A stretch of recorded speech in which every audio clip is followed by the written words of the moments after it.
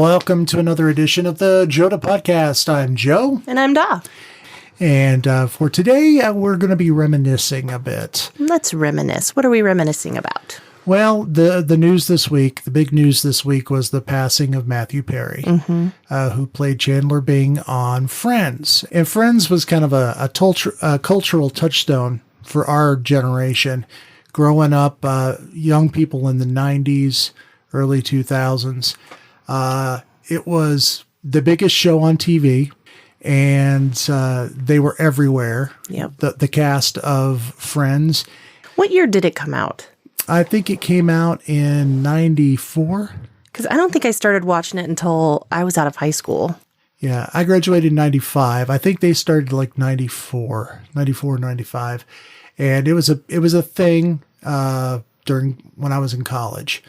And I just remember that it was everywhere. And it hasn't really lost any momentum over the years. It's been like 19 years since it went off the air. And it's still super popular. I know, I watch it constantly. I even went to New York my early 20s, and we took a bus tour around the city and got to see all these like places. And they did a Friends trivia through the entire ride. And then if you got the trivia right, you got a sucker. I left that bus with like a bouquet of suckers.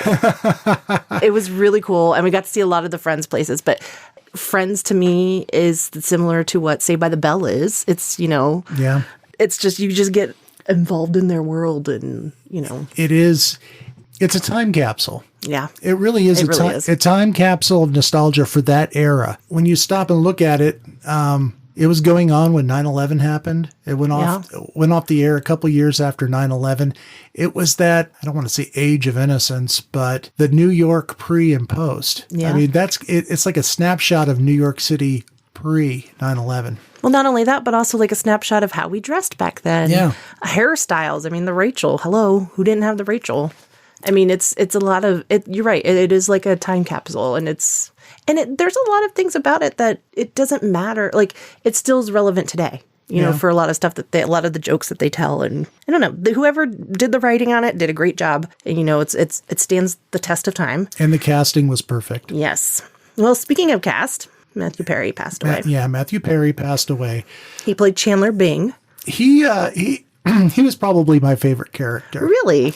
Chandler was my favorite. I like Joey. I like all the characters for different reasons. Every one of them is a very unique, well-crafted character. But for me, the person I'd want to hang out with was Chandler. See, although I find him hilarious, and I think he was very talented, especially physical comedy, he was great at it. I mean, it's like Jack Tripper, who played him. John Ritter. It was like John Ritter and then Chandler Bing, and then Matthew Perry. He had great comedic timing, especially physically. Mm-hmm. But as a friend, I would find him super annoying. It's like when someone tells dad jokes all the time. Dad joke after dad joke. Sorry, Dad, if you're listening, because I know he loves dad jokes. See, I like sarcasm. I do too, but Joey would be a little rough to get around because he's so dumb. Yeah. He's well-meaning, but he was so dumb. And Ross was too whiny. Ross was extremely whiny. Yeah, he was very whiny. I think my least favorites are him and Rachel. Yeah. Ross and Rachel were my least favorites. Phoebe, she was fun. Courtney Cox's character, Monica, she was fun in her own ways. Yeah. But for me, it was Chandler and Matthew Perry. I never got to meet the guy, of course, but it's just, I don't know why his passing has hit me harder than a lot of the celebrity passings lately. Well, it's an end of an era. He's less than 10 years older than you. Yeah. And it hits close to home. Although he looked really old for his age. Well, I mean, my 70-something-year-old father looks younger than he did, but he had a hard life. That's what decades of addiction will do that to you. And I think that's really the tragedy of this is he fought for so long against all this addiction.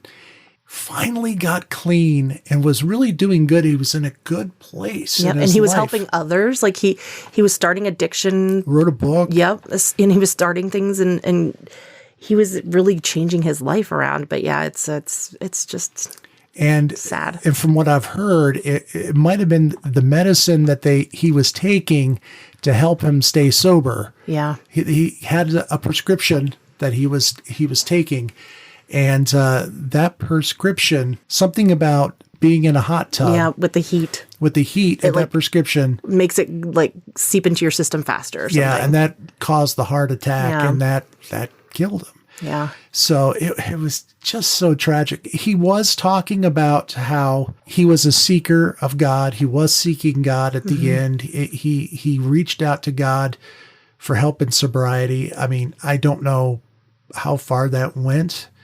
I don't know how. I hope that in his final days, he put his trust in Jesus Christ. I don't know. Wouldn't it be fun to be in heaven with him? It really tripping would. on clouds and Could I be any more holy up here?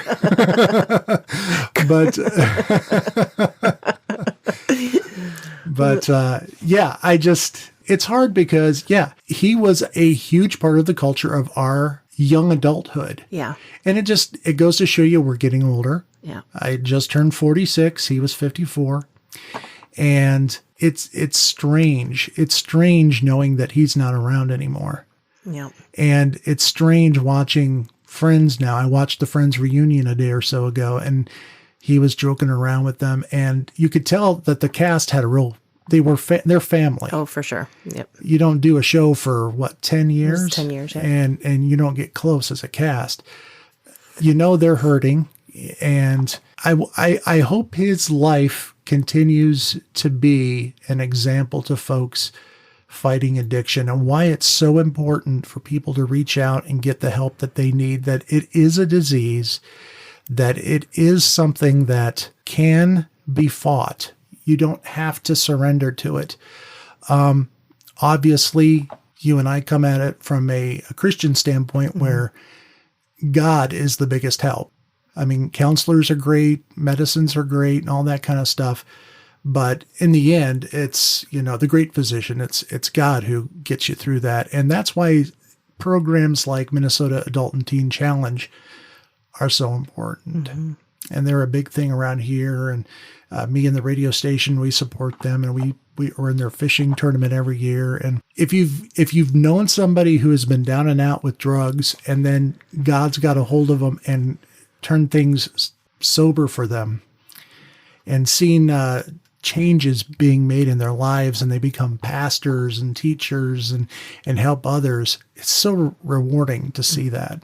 Well, and I think that's I think you said it. I think for people to fight this addiction, they need to focus on other people besides themselves. Yeah. Addiction is a self-sabotaging thing that we do. And it's not just drugs and alcohol. We do it with food. I mean, we have a hard time getting away from sugar and carbs. Yep. I mean, it's a hard thing to fight. But especially with food, because you have to face it every day. But, I think what he did, where he turned his life around and he started to give back, he started to help other people. And he said, if someone met me on the street and said, I need help, he said, I will drop what I'm doing and help them. Mm-hmm. I think that's the key, is you can't just continue to look inwardly. You need to look outwardly and try to help other people to get through it. Yeah. Something he said was about, being alone. Yeah. When you're alone, that's when the addiction gets you. Sure. So you need to surround yourself with people, people that love you, are supporting you, will not be judging you for the inevitable fallbacks, because most everybody has a relapse now and then when it comes to addiction and what have you. The thing is, what do you do after that happens? Right. Do you, okay, well, I give up, it's pointless. Or do you, okay, well, day one, here we go. Get back on. And it's so important. So I hope his legacy is so much more than just a really funny TV character. Well, and that's what he said he wanted in his book. He said, Friends gave me a lot, but he said, I don't want to just be reminded for Friends. I want to be reminded for helping other people with addictions and helping. And that's admirable and wonderful that he was heading in that direction. It is sad he never married. He has no children. Yeah. And I read somewhere online that Matthew Perry died the way that Chandler Bing like Chandler Bing's fear of being alone, not having anyone. And I'm like, oh, that makes me so. Well, he said in interviews he wanted to play Chandler because he was Chandler. Yep. And really, that's how that casting worked. Yeah. Because you hear a lot of them say, well, Courtney Cox, she is Monica a lot. I remember watching an interview and they actually sat down with each of the actors and picked out their own personal personalities and put them into the characters. Yeah. So they, there's a reason why. It's because of that. Yeah. But so question, of all the Friends cast, who is most like you? Who's most like me? Yes. Not who you'd want to play, but who is most like you in real life? Male or female? And it doesn't even have to be the main six. It can be anyone in the show. Well, for a long time, I would have considered myself Gunther because I felt like I was just in the background. Oh, buddy. And kind of forgotten. Oh, buddy. And always had, was pining after the Rachels of the world. The Rachels of the world. Oh. But Little Schaefer. I don't see myself wholly in any one character. Sure. But most like. Most like probably, and I hate to say this, probably a hybrid of Chandler and Ross. Because I can get very depressive like Ross. Yeah, you can. I can get very mopey and down and okay. But you also have that silly side. But I have that silly side, that sarcastic side that I can.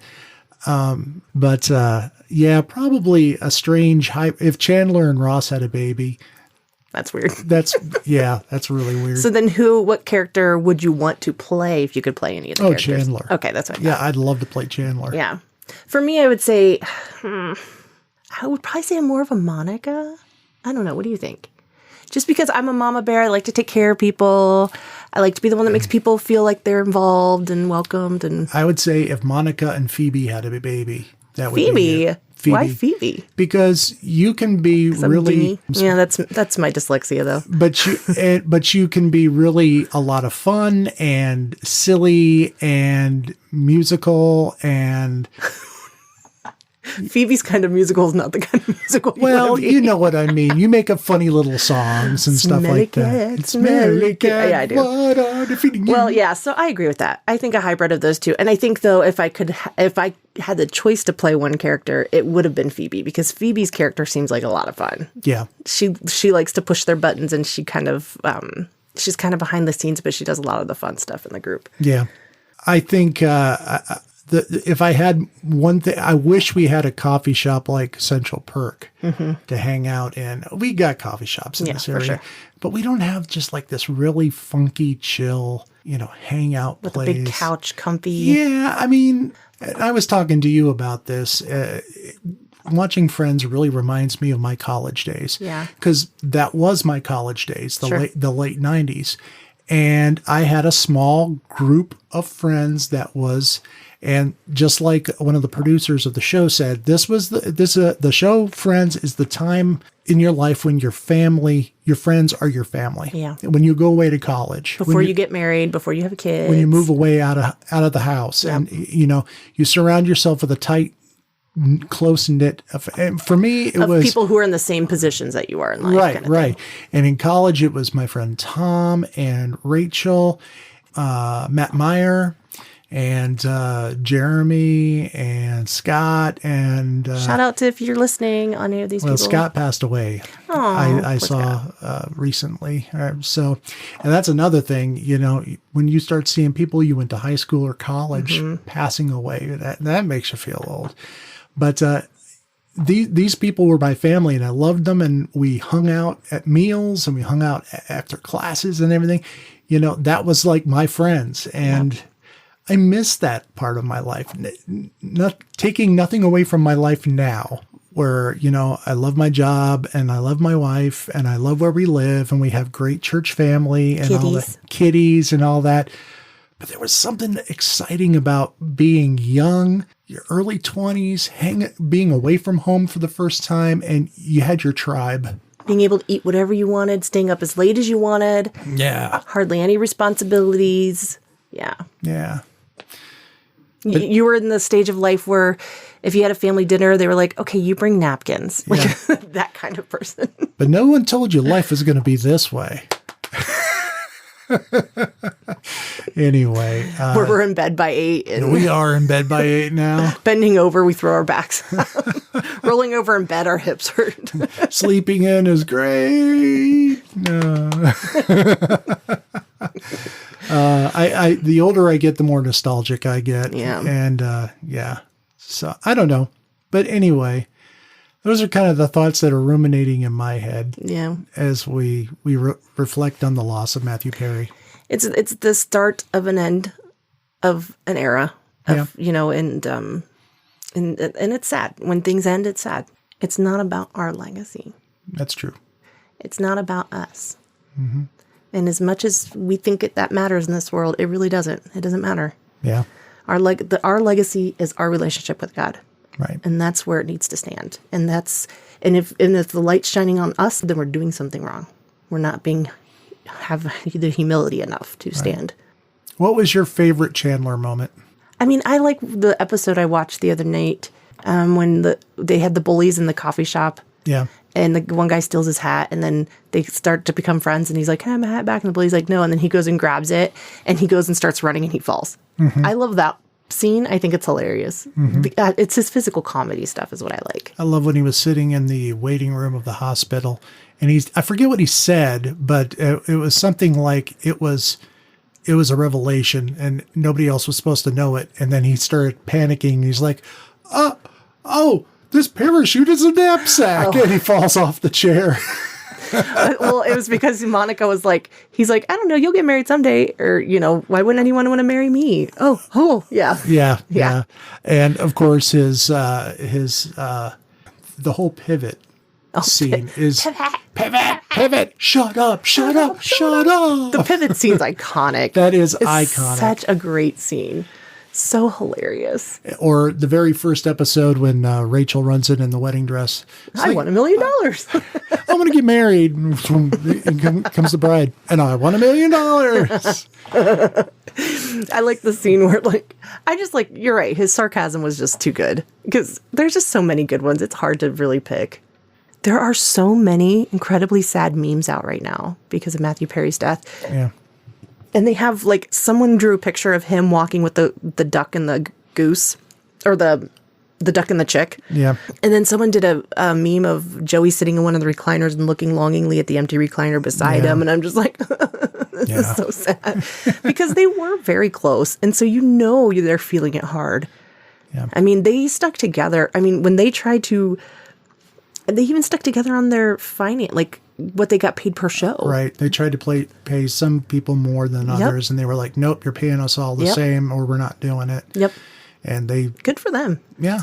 And that's probably what's made that show last so long, because it stopped from them having different heartaches and griefs. And trust me, they're making good money still to this day from that show. It's insane. I saw where Matthew Perry was making $20 million a year. Still on just syndication. On royalties.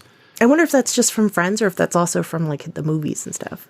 Probably totally different. I really want to read the book. Do you? Now. I didn't even know he had one out until I guess I didn't happened. Either. And I think I heard he was writing another one. He was in the middle of writing one. Yeah. So I'm wondering what they're going to do with that. Anything else that you can think of? No. As we're just rest in peace, Matthew Perry. And thank you for your great art. Mm-hmm. Thank you for being open and honest about your struggles. Yeah. With addiction, and I pray that you figured it out with God. Yeah, I hope so too. With that, I love you. God loves you. And he'll keep you forever. And ever. And ever. Could he love you anymore? There you go. Ba-dum-bum.